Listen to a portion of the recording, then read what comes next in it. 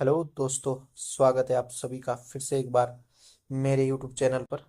तो आज हम करने वाले हैं मैथ का प्रैक्टिस सेट 2। एचपी पुलिस के लिए प्रैक्टिस सेट आपके लिए बहुत ही बेनिफिशियल रहने वाला है। ज़रूर इसे अटेम्प्ट करें और कमेंट बॉक्स में अपना स्कोर हमें बताएं। तो चलिए स्टार्ट करते हैं। फर्स्ट क्वेश्चन है, यदि 8 सेब और 9 आम की कीमत 10 सेब और 6 आम की कीमत के बराबर है तो एक आम और एक सेब की कीमत का अनुपात कितना है। तो बहुत ही सिंपल क्वेश्चन है।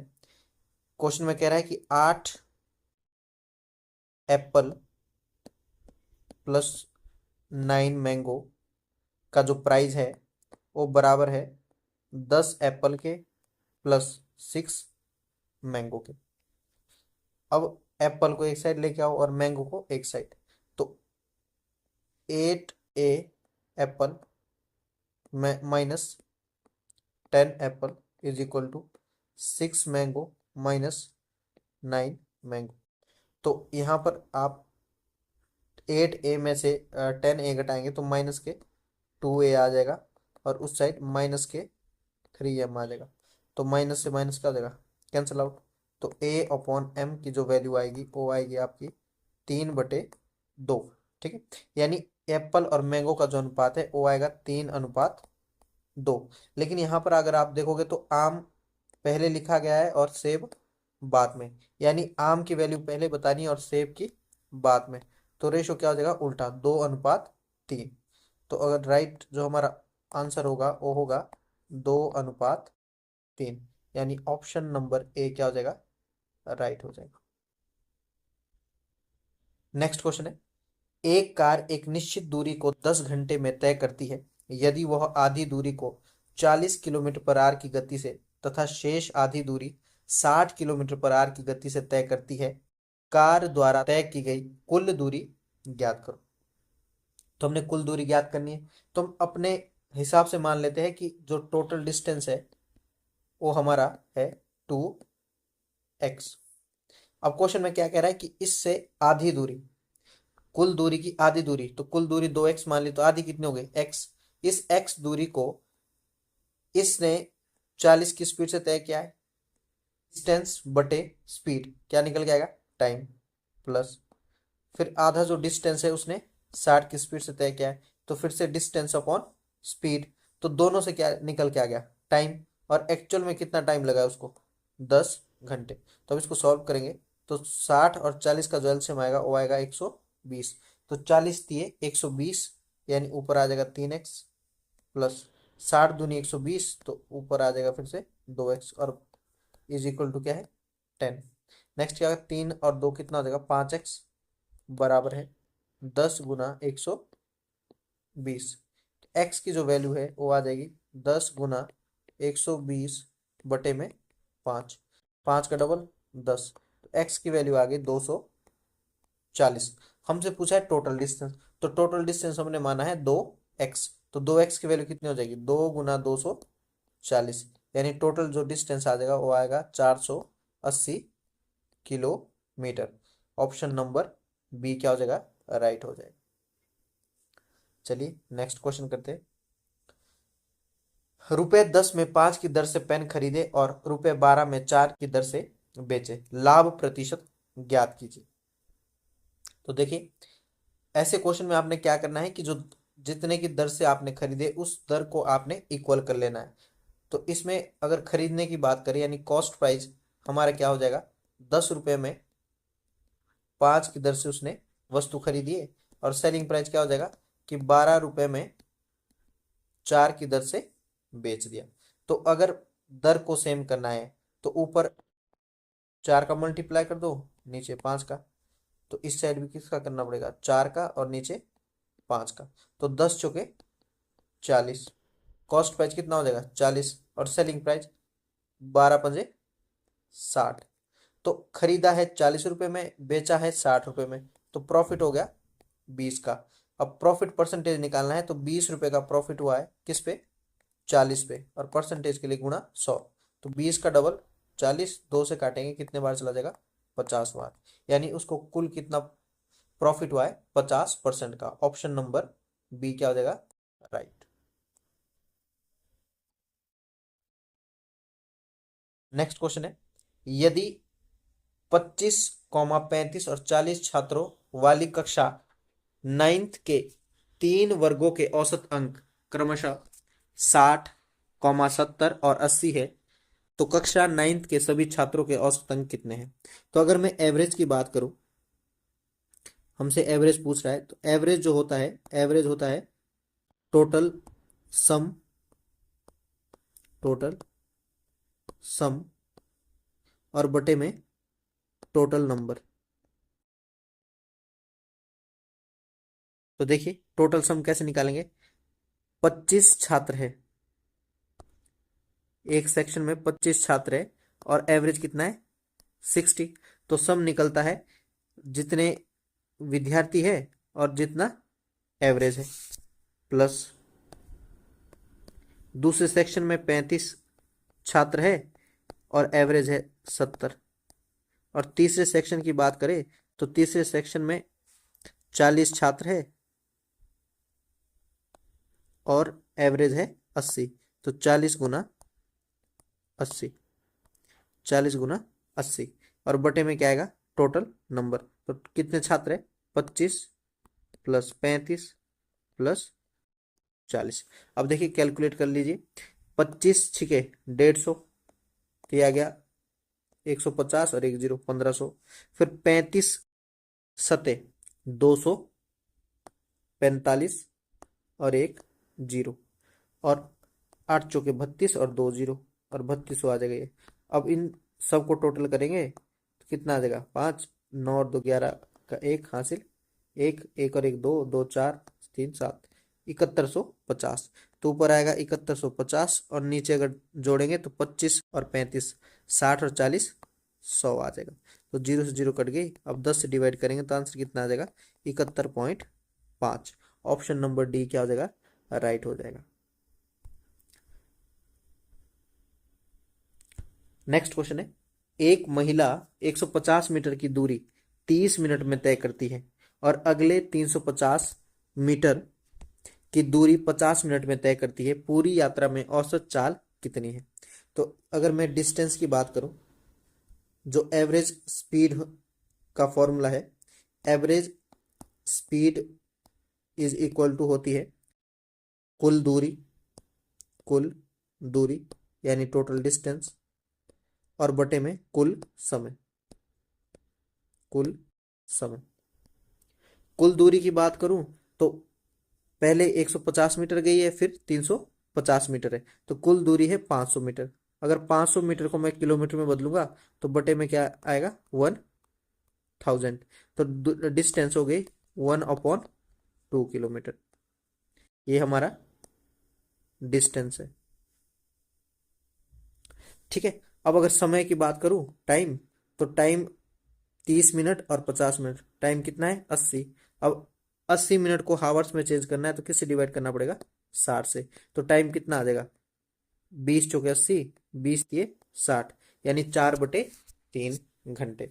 अब हमसे पूछा है एवरेज स्पीड, तो एवरेज स्पीड क्या है, टोटल डिस्टेंस, डिस्टेंस कितना है 1/2, और समय कितना है 4/3। तो आंसर आ जाएगा 1/2 गुना 3/4, यानी 3/8 kilometre per hour. Option number A right हो जाएगा।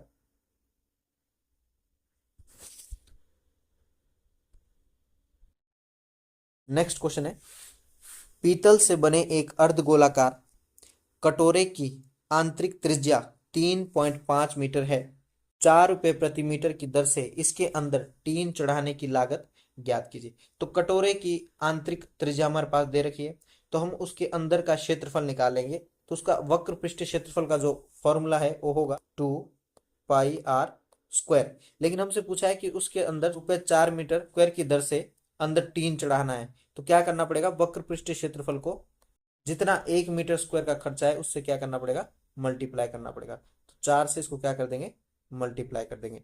तो ये कैलकुलेट करके हमारा क्या आ जाएगा, आंसर आ जाएगा। कैलकुलेट करते हैं, 2 गुना पाई की वैल्यू कितनी होगी 22/7, गुना आर की वैल्यू कितनी है 3.5, तो इंटू 3.5 और यह 4 है ना। कैलकुलेट करते 7 से चला जाएगा 0.5 टाइम।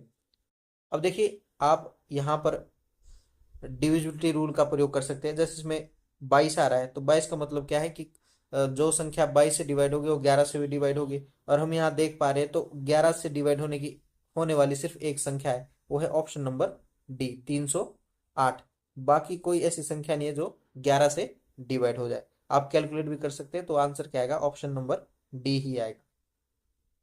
नेक्स्ट क्वेश्चन है, प्रथम 122 विषम प्राकृतिक संख्याओं का माध्य ज्ञात कीजिए।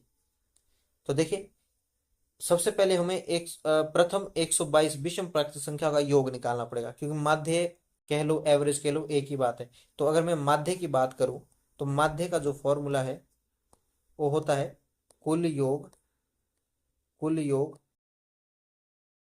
और बटे में कुल संख्या, कुल योग बटे में कुल संख्या। तो कुल योग कितना हो जाएगा, अब प्रथम n विषम संख्याओं का जो योग होता है वो होता है n स्क्वायर। तो कुल योग क्या हो जाएगा n स्क्वायर, और बटे में कुल संख्या कितनी है 122। तो n की वैल्यू कितनी है 122, तो 122 गुना 122 और बटे में भी क्या है 122, 122 कैंसल, तो एवरेज कितना आ गया 122 आ गया। ऑप्शन नंबर बी क्या हो जाएगा, राइट हो जाएगा। अगर आपको इस वीडियो की पीडीएफ चाहिए तो हमारे टेलीग्राम चैनल से जरूर जुड़े। टेलीग्राम चैनल का जो लिंक है वो कमेंट में पिन है, वहां से आप हमारे टेलीग्राम चैनल से जुड़ सकते। नेक्स्ट क्वेश्चन है, अगर किसी कोण और उसके पूरक कोण के बीच का अंतर 18 डिग्री है तो कोण ज्ञात कीजिए।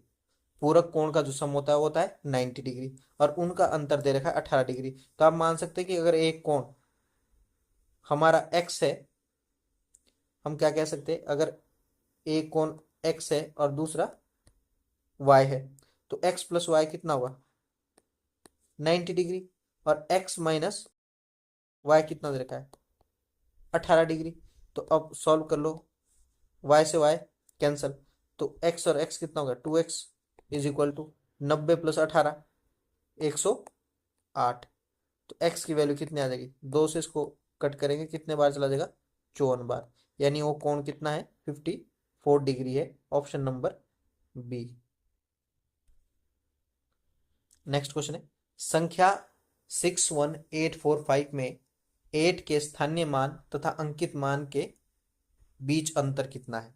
तो देखिए किसी भी संख्या में अगर उसके अंकों में अंकित मान पूछ ले, जैसे यहाँ पर 8 का अंकित मान 8 ही है, लेकिन स्थानीय मान डिपेंड करता है कि वो संख्या कौन से स्थान पे है। जैसे मैं इस संख्या की बात करूं 61,845, तो इसमें 5 जो है वो इकाई के स्थान पे है, 4 जो है वो दहाई के स्थान पे है, 8 जो है वो सैकड़े के स्थान पे है, इकाई दहाई सैकड़ा, और ये हजार के स्थान पे और ये 10,000 के स्थान पे। तो सिंपल अगर हमें स्थानीय मान निकालना है तो क्या करो, जिसका स्थानीय मान निकालना है सेम उसको लिख लो। जैसे 8 का निकालना है तो 8 के नीचे क्या लिख लो 8 लिख लो। अब बाकी जो संख्या बच गई उसके बाद उतने क्या लगा दो 0, तो इसके बाद क्या बचा 4 और 5, यानी 2 संख्या बची, तो क्या लगा देंगे 2 0। यानी इस संख्या में 8 का स्थानीय मान 800 है और इसका अंकित मान क्या है 8 ही है। तो हमें इन दोनों के बीच का अंतर पूछा है, तो 800 में से ये 8 को हम क्या कर देंगे माइनस कर देंगे, तो आंसर आ जाएगा 792, यानी ऑप्शन नंबर सी क्या हो जाएगा राइट हो जाए। 3 कारों की गति का अनुपात 1:2:5 है। किसी दूरी को तय करने में कारों द्वारा लिया गया समय का अनुपात क्या होगा।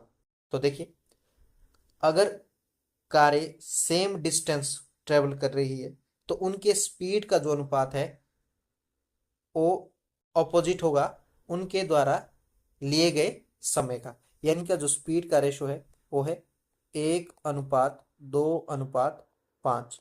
तो इनके जो टाइम का रेशो है, टाइम का रेशो इनका हो जाएगा 1/1 अनुपात 1/2 अनुपात 1/5 हो जाएगा।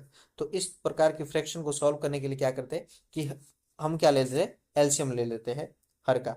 लेकिन आप डायरेक्ट भी इनके टाइम का रेशो निकाल सकते हो, कैसे, जिसकी वैल्यू आपने चाहिए उसको छोड़ के बाकी दो का क्या कर दो, गुणा। जैसे 3 कार है, हमें पहली कार का चाहिए, ठीक है, हम कार मान लेते कि ए है, ये बी है, ये सी है। जैसे हमें ए कार का टाइम का रेशो चाहिए, तो क्या कर लो, बी और सी का गुणा कर लो। तो ए बी सी के टाइम का रेशो क्या आ जाएगा, 5 दूनी 10। अब बी की वैल्यू चाहिए तो बी को छोड़ के ए और सी का मल्टीप्लाई कर दो, तो 5 × 1 = 5।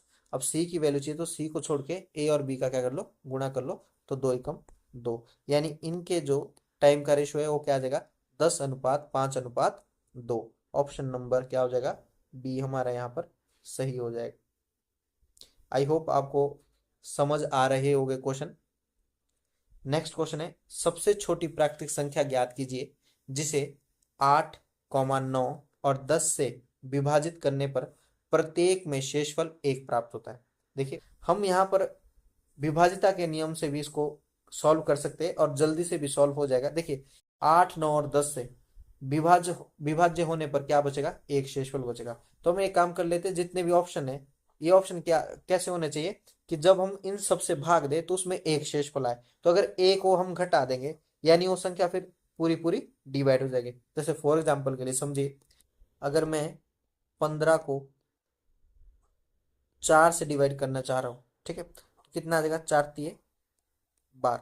शेषफल कितना बच गया, 3। अगर मैं इस 15 में से ये शेषफल जो बच रहा है ये घटा लूं तो संख्या क्या बचेगी, जो 4 से पूरी पूरी डिवाइड हो जाएगी। यहां पर भी सेम यही है, अगर मैं इन ऑप्शन में से एक एक घटा लेता हूं तो हमारे पास ऐसी संख्या बचनी चाहिए जो 8 से भी डिवाइड हो जाए, 9 से भी डिवाइड हो जाए और 10 से भी डिवाइड हो जाए। अब 10 का डिवाइड का रूल क्या है कि लास्ट में यूनिट डिजिट क्या होनी चाहिए, 0 होनी चाहिए। तो अगर मैं पहला ऑप्शन ले लूं, ऑप्शन नंबर 1, तो क्या है, 360। अगर इसमें से मैं एक घटा लेता हूं तो क्या बचेगा, 359। और ये 10 से डिवाइड नहीं होगा क्योंकि इसका यूनिट डिजिट 0 नहीं है। फिर बी ऑप्शन क्या है, 359। अब इसमें से कभी मैं अगर एक घटा लेता हूं तो हमारे पास क्या बचेगा, 358। अब इसका भी यूनिट डिजिट क्या है, 0 नहीं है, तो ये 10 से डिवाइड नहीं होगी। नेक्स्ट ऑप्शन है हमारे पास 361। 361 में से मैं अगर एक घटा लूं तो हमारे पास क्या बचेगा, 360। अब ये 360 10 से तो डिवाइड हो जाएगा, लेकिन ये 9 से भी डिवाइड होना चाहिए और 8 से भी डिवाइड होना चाहिए। तो अगर मैं इसको डिवाइड करूं तो ये 9 से भी डिवाइड हो जाएगा, 9×4 = 36, 0, ठीक है। और 8 से भी, 8×4 = 32 और 4 बचेगा तो 8×5 = 40। यानी हमारा जो राइट आंसर है वो क्या हो जाएगा, ऑप्शन नंबर सी हमारा राइट हो जाएगा। अब जैसे ऑप्शन नंबर डी है, अगर मैं इसमें से एक घटा लूं तो क्या बचेगा, 180। 180 बच जाएगा।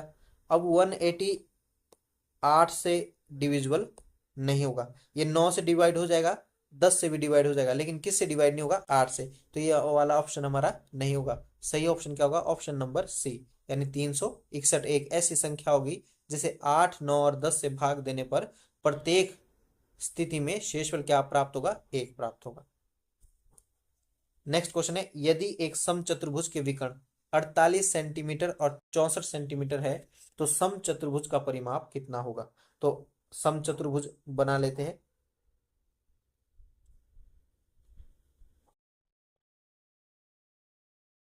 ये क्या हो जाएगा, एक आपका समचतुर्भुज हो जाएगा। क्या इसके हमारे पास विकर्ण दे रखे हैं, एक विकर्ण जो इसका है वो है 48 और दूसरा इसका विकर्ण है 64। तो एक विकर्ण 64 है और एक विकर्ण है 48। तो विकर्ण अगर आपके पास दिए हुए तो एक फॉर्मूला है जिससे आप डायरेक्ट इसकी क्या निकाल सकते हैं, भुजा निकाल सकते हैं। तो फॉर्मूला क्या है, √D1/2 का स्क्वायर प्लस D2/2 का स्क्वायर। D1 D2 का मतलब है विकर्ण एक और विकर्ण दूसरा। तो रूट लगाएंगे, D1 कितना है, 48। तो 48 को 2 से डिवाइड करो और उसका स्क्वायर प्लस दूसरा विकर्ण क्या है, 64 को 2 से डिवाइड करो और उसका स्क्वायर कर दो। तो यहां अगर मैं डिवाइड करूंगा कितना आएगा, 24। तो 24 का स्क्वायर, 24 का स्क्वायर प्लस यहाँ डिवाइड करेंगे तो 32 का स्क्वायर और साथ में क्या है, रूट है। तो अब देख लो 24 का स्क्वायर कितना होता है, 576। 576 प्लस 32 का स्क्वायर कितना होता है, 1024 और इसके ऊपर रूट। इन दोनों को अगर मैं ऐड कर दूं तो कितना आएगा, ऐड करो, ऐड करके आएगा आपके पास 1600 1600, और 1600 किसका स्क्वायर रूट होता है, तो ये होता है आपके 40 का। ठीक है, आई होप आपको समझ आ गया होगा। तो इसका स्क्वायर रूट कितना आएगा 40, यानी हम कह सकते हैं इस समचतुर्भुज की एक भुजा कितनी है 40 है। हमसे क्या पूछा है परिमाप, तो परिमाप क्या होता है समचतुर्भुज का 4a। 4a का मतलब 4 × 40 कितना आ जाएगा 160। तो ऑप्शन नंबर डी क्या हो जाएगा राइट हो जाएगा। नेक्स्ट क्वेश्चन है आंकड़ों का माध्य और बहुलक क्रमशः 86.7 और 51.3 है, आंकड़ों का माध्य कितना होगा।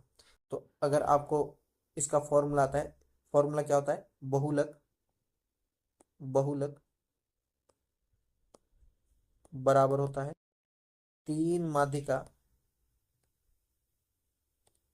3 माध्यिका -2 माध्य।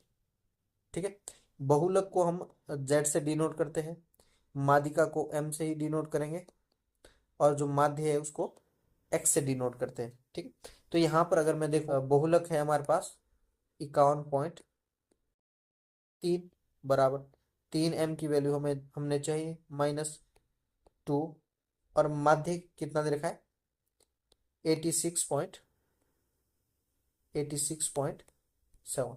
देखिए इसमें थोड़ी लंबी कैलकुलेशन है, लेकिन आप इसे यूनिट डिजिट से भी सॉल्व कर सकते हैं, क्योंकि सबका यूनिट डिजिट क्या है अलग अलग है। तो यहाँ पर अगर मैं देखूं हमें इस वाली इक्वेशन का जो यूनिट डिजिट है वो क्या चाहिए 3। आप पूरा भी सॉल्व कर सकते हैं, लेकिन जिसने पूरा सॉल्व नहीं करना है वो इस तरीके से भी कर सकता है। यूनिट डिजिट हमें क्या चाहिए 3। अगर मैं इस वाले के यूनिट डिजिट देखूं तो वो कितना आएगा 2×7=14 का 4। अब यहाँ पर मुझे 3 के साथ ऐसी संख्या का गुणा करना पड़ेगा कि उसमें से अगर मैं 4 घटाऊं तो क्या बचे 3। तो ये इसका मतलब क्या है कि 3m का जो यूनिट डिजिट है वो क्या होना चाहिए 7। तभी तो 7 में से 4 घटाऊंगा तो यूनिट डिजिट क्या आएगा 3। तो यहाँ पर m की जगह मैं क्या रखूँ, देखो अगर मैं m की जगह जगह 74.9 रखता हूँ, तो 3 से गुणा करने के बाद 9×3=27, यूनिट डिजिट क्या आ रहा है 7। तो ये आंसर हो सकता है। बी ऑप्शन अगर मैं देखूं तो 3×2=6, यूनिट डिजिट क्या आएगा 6। 6 में से अगर मैं 4 घटाऊंगा तो हमारे पास यूनिट डिजिट कितना बचेगा 2, जबकि हमें यूनिट डिजिट कितना चाहिए 3। तो बी ऑप्शन भी इसका आंसर नहीं हो सकता है।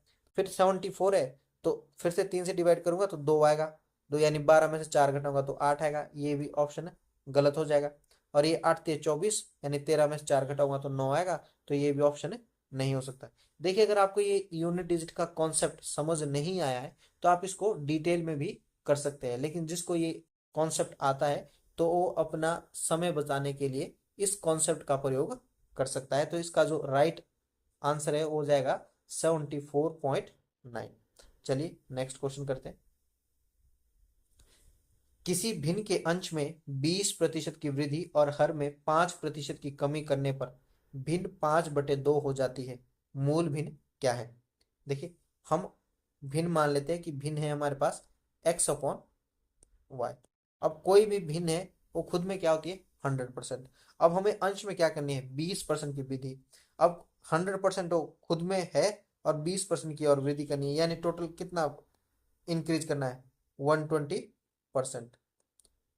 120% इंक्रीज करना है, और हर में क्या करनी है 5% की कमी। तो 5% की कमी यानी कितना करना है 95%। तो यहाँ परसेंट से परसेंट क्या हो जाएगा कैंसल, और ये भिन्न कितनी हो जाती है फिर ये सब करने के बाद 5/2। अगर मैं कैलकुलेट करूँ तो 24×5 120 और 19×5 95। अब क्या कर दो, जो नीचे है वो ऊपर चला जाएगा, जो ऊपर है वो नीचे आ जाएगा, यानी x/y की जो वैल्यू है वो आ जाएगी आपके पास 5×19/2×24। तो 19×5 95/24 का डबल 48, यानी ऑप्शन नंबर डी क्या हो जाएगा राइट हो जाएगा। नेक्स्ट है 3/7 और 4/9 के बीच निम्नलिखित में से कौन सी भिन्न स्थित है। तो देखिए क्या है कि 3/7 की वैल्यू पहले निकाल लेते हैं कि 3/7 की वैल्यू कितनी होगी।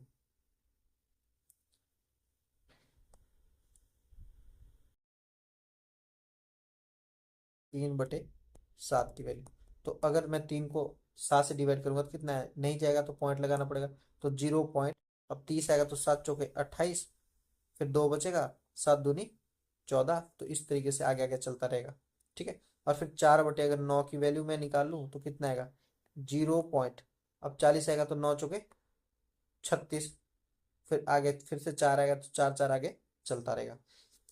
अब देखिए हमें इस इन दोनों के बीच की वैल्यू फाइंड आउट करनी है। अगर मैं ऑप्शन में देखता हूँ 19/44, तो कैलकुलेशन बहुत है इसमें, ऑप्शन से सॉल्व करें तो जल्दी सॉल्व होता है। जैसे ऑप्शन नंबर डी क्या है, 27/63। 27/63 का मतलब क्या हुआ, देखो अंश में 27 है, हर में 63 है। अगर इन दोनों को मैं 9 से डिवाइड कर दूं तो 9 तिये 27 और 9 सते 63, कितना आ गया 3/7। तो हमें 3/7 से तो ज्यादा वैल्यू चाहिए ना, ना कि 3/7। तो ये ऑप्शन क्या हो जाएगा, गलत। फिर सी ऑप्शन क्या है, 1/2। 1/2 की वैल्यू कितनी होती है, 0.5। लेकिन हमें वैल्यू किसके बीच चाहिए, 0.42 और 0.44 के बीच में, तो ये क्या हो जाएगा, ज्यादा। तो ऑप्शन नंबर सी भी क्या हो जाएगा, गलत। फिर ऑप्शन नंबर बी क्या है, 31/70। 70 को कैसे लिख सकता हूँ मैं, 7 × 10। अब अगर मैं 7 से इसको डिवाइड करता हूं तो कितना आएगा, 7 चौके 28, फिर 3 बचेगा, फिर से 7 चौके 28, इस तरीके से।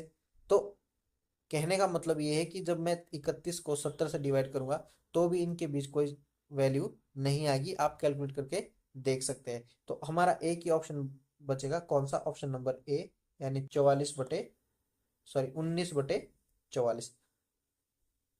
नेक्स्ट क्वेश्चन है, त्रिभुज ए बी सी में कोण बी और कोण सी के आंतरिक कोण समद्विभाजक बिंदु ओ पर मिलते हैं।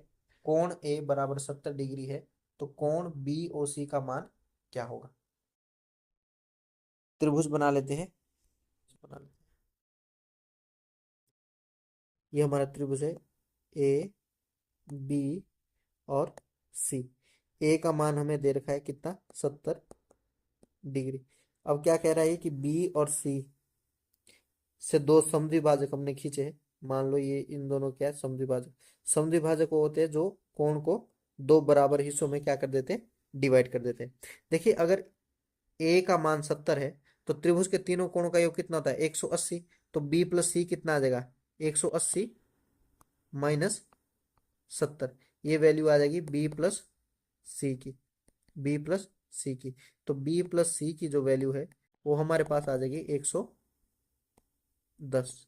110, यानी ये और ये दोनों मिलाकर कितने डिग्री का कोण बनाएंगे, 110 डिग्री का। अब इन दोनों का भी हम क्या खींच रहे हैं, समद्विभाजक। यानी फिर से क्या हो जाएगा, ये डिवाइड, यानी 110 को फिर से डिवाइड कर दो किससे, 2 से, यानी कितना आएगा, 55 डिग्री। यानी ये वाला कोण, देखो मैं जो हाईलाइट कर रहा हूँ वो देखना है आपने, ये वाला कोण और ये वाला कोण दोनों मिलकर कितने हो गए, 55 डिग्री। अगर मैं देखूं तो ये वाला कोण, ये वाला कोण और ये वाला कोण, ये त्रिभुज बन रही है, ये वाली त्रिभुज बन रही है। तो त्रिभुज के तीनों कोणों का योग कितना होता है, 180। उसमें से ये वाला कोण और ये वाला कोण, इन दोनों का सम कितना है, 55 डिग्री। तो इसका क्या होगा, 180 माइनस 55 डिग्री, यानी 180 माइनस 55। तो माइनस करेंगे तो हमारा आंसर आ जाएगा 125 डिग्री। इससे पिछली वीडियो में मैंने सेम इसी टाइप के क्वेश्चन को समझाया है। नेक्स्ट क्वेश्चन है, एमपी रुपए 2000 है, क्रमिक छूट दे रखी है 10% और 20%। तो आपसे पूछा है कि सेलिंग प्राइस क्या होगा। तो देखिए एमपी पे ही डिस्काउंट दिया जाता है, तो अगर एमपी हमारा 2000 रुपये है और इस पर हमारा पहला डिस्काउंट कितने का, 10% का।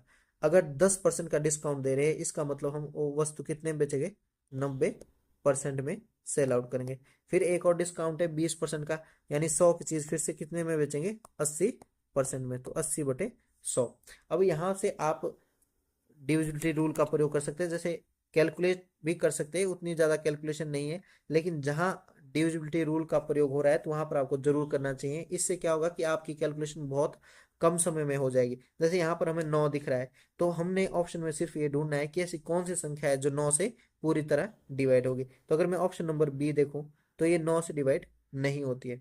अब ऐड होने का रूल क्या है कि संख्या के अंकों का योग 9 से डिवाइड होना चाहिए। तो अगर मैं संख्या के अंकों का योग करूं तो 4 और 1 5, 5 आ गया तो ये 9 से डिविजिबल नहीं होगी। यहाँ पर 5 और 1 6, ये भी 9 से डिविजिबल नहीं होगी। यहाँ पर 3 और 1 4, 4 और 6 10 आ गया योग, तो ये भी 9 से डिवाइड नहीं होगी। लेकिन जो ऑप्शन नंबर ए है, अगर मैं उसको देखूँ तो इसके अंकों का जो योग है, संख्या के अंकों का योग, वो 9 से डिविजिबल है, यानी ये पूरी संख्या 9 से डिवाइड हो जाएगी। तो इसका राइट आंसर हो जाएगा ऑप्शन नंबर 1, 1440 रुपये। आप कैलकुलेट कर सकते हैं इस चीज को, तो आंसर आपके पास 1440 ही आएगा।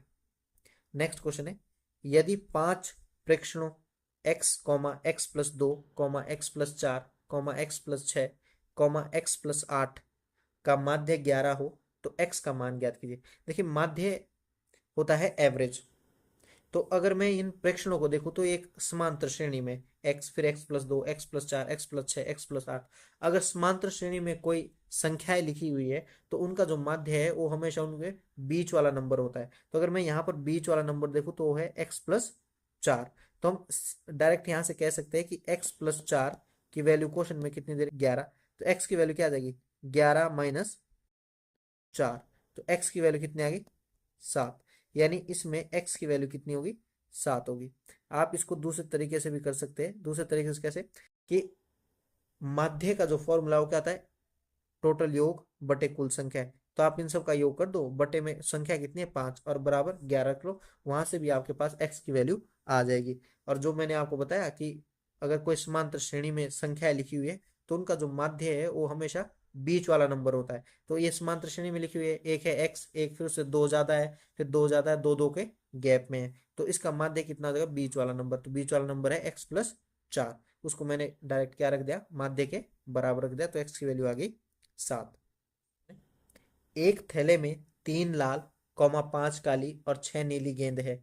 यदि एक गेंद थैले में से यादृच्छिक निकाली जाए तो इसके लाल या काली रंग की गेंद होने की क्या प्रायिकता है। प्रायिकता का फॉर्मूला होता है फेवरेबल आउटकम बटे टोटल आउटकम। ठीक है, अगर मैं बात करूं प्रायिकता बराबर होती है फेवरेबल आउटकम और बटे में टोटल आउटकम। ठीक है, तो अगर यहाँ पर मैं देखूं तो आपसे ये क्या पूछ रहा है कि हमने एक गेंद निकालनी है तो उसके लाल या काली, ठीक है, या पिछले वीडियो में मैंने आपको बताया था अगर आपको या दिख जाए तो इसका मतलब है कि आपने प्लस करना है, अगर और दिख जाए तो इसका मतलब है आपने गुणा करना है। तो सबसे पहले लाल गेंद, तो लाल है कितनी 3, और टोटल कितनी है 3 और 5 8 और 6 14, प्लस अब क्या कह रहा है कि काली भी, या काली हो या लाल हो, तो काली कितनी है 5 और टोटल कितनी है 14, तो एलसीएम कितना आ जाएगा 14 और 14 का एलसीएम 14, और ऊपर कितना है 3 + 5, तो आंसर आ जाएगा 8/14, यानी हमारा राइट आंसर हो जाएगा option number B. Last question है, एक 4.2 सेंटीमीटर त्रिज्या के गोले को पिघलाकर एक 6 सेंटीमीटर त्रिज्या का बेलन बनाया जाता है, बेलन की ऊंचाई ज्ञात कीजिए। देखिए जब भी आप किसी आकृति को पिघलाकर कोई दूसरी आकृति बनाते हैं तो एक चीज है जो चेंज नहीं होती है, वो होता है आयतन। जो पहले वाले का आयतन है वो पिघलाने के बाद भी वही रहेगा, जो दूसरी वस्तु का निर्माण आप करोगे उसका आयतन होगा। तो यहाँ पर हम कह सकते हैं कि गोले का आयतन बराबर किसके, बेलन के आयतन के बराबर होगा। तो गोले का आयतन का फॉर्मूला क्या होगा 4/3 पाई आर क्यूब, ये बराबर होगा बेलन के आयतन के बराबर, और बेलन का आयतन होता है पाई आर स्क्वायर एच। तो वैल्यू पुट कर लेते हैं, पाई से पाई तो कैंसिल हो जाएगी पहले ही, तो 4/3 गुना आर क्यूब, तो इसकी रेडियस कितनी दे रखी है 4.2 इंटू 4.2 फिर से 4.2, और बराबर कितना है, बेलन की त्रिज्या कितनी है 6, यानी 6 × 6, और बेलन की हाइट हमसे पूछी गई है। अब कैलकुलेट कर लेते हैं इस चीज को, तो ये अगर आप इसको डिवाइड कर दोगे तो ये चला जाएगा 14×3 = 42, यानी 1.4। अब देखो h की वैल्यू चाहिए तो 6 कहाँ आ जाएगा बटे में, तो h की वैल्यू क्या हो जाएगी 4 × 1.4 इंटू 4.2 इंटू 4.2 अपॉन में 6 × 6। अब डिवाइड कर लेते हैं, देखो 3 दूनी 6, 2 दूनी 4, फिर 2 से काटेंगे तो 3 दूनी 6, अब 3 से इसको डिवाइड करो तो कितना आ जाएगा, 42 था ये, 1.4, फिर इसके डिवाइड करो, फिर से आएगा 1.4, यानी एच जो है, एच की वैल्यू क्या होगी, 1.4 इंटू 1.4 इंटू में 1.4, कहने का मतलब है कि 14 का क्यूब, तो 14 का क्यूब कितना होता है, 2744, यानी ऑप्शन नंबर हमारा बी क्या हो जाएगा, राइट। ठीक है, क्यूब पता है तो इजिली सॉल्व हो जाएगा। तो ये था हमारा प्रैक्टिस सेट। उम्मीद है कि आपको समझ आया होगा, अच्छा भी लगा होगा। कमेंट में अपना स्कोर जरूर बताइए कि आपने 20 में से कितना स्कोर किया है, और आपके लिए एक होमवर्क क्वेश्चन भी है, इसका आंसर भी जरूर कमेंट बॉक्स में बताएं, और जरूर बताइएगा कि आपको ये वीडियो कैसी लगी और आपकी तैयारी में क्या ये हेल्प कर रही है या नहीं। ठीक है, मिलते हैं आपसे नेक्स्ट वीडियो में। धन्यवाद।